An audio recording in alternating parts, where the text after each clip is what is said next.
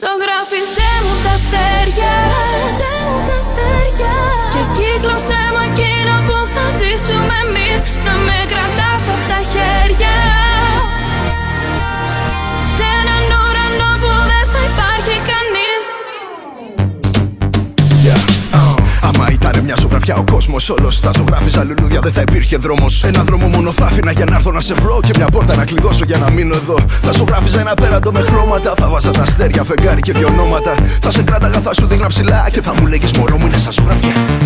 Θα ζωγράφιζα στο βάθος στον ωκεανό, θα χαζεύα μαγκαλιά τρώγοντας παγωτό. Θα καθότανε στο πλάι σου μια γάτα και στο πλάι το δικό μου ένα σκύλος με γραβάτα. Θα πλάνω με χρώματα και θα βάζα μια καρδιά γύρω από τα ονόματά μας. Τέλος πάντων θα αποτύπωνα τα όνειρά μας. Αυτός είναι ο κόσμος μας κι αυτή η ζωγραφιά μας.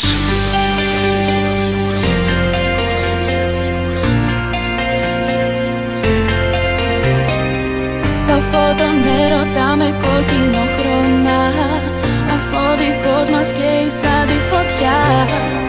Πως με έναν ήλιο να τον πούμε αγάπη και μια αγκαλιά για να μου δώσει φτερά.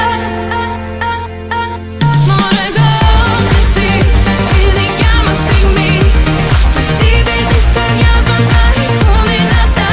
Μόνο εγώ και εσύ, η δικιά μας στιγμή, να μοιάζει η αγάπη μας σαν μια ζωγραφιά.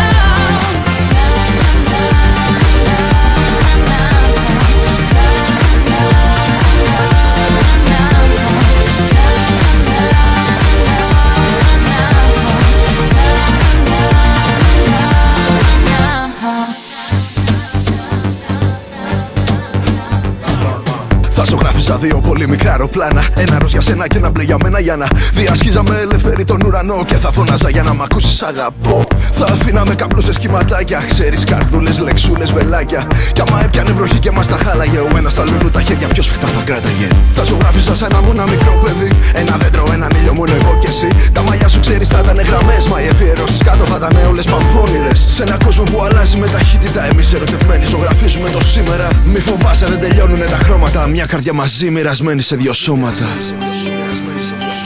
Θα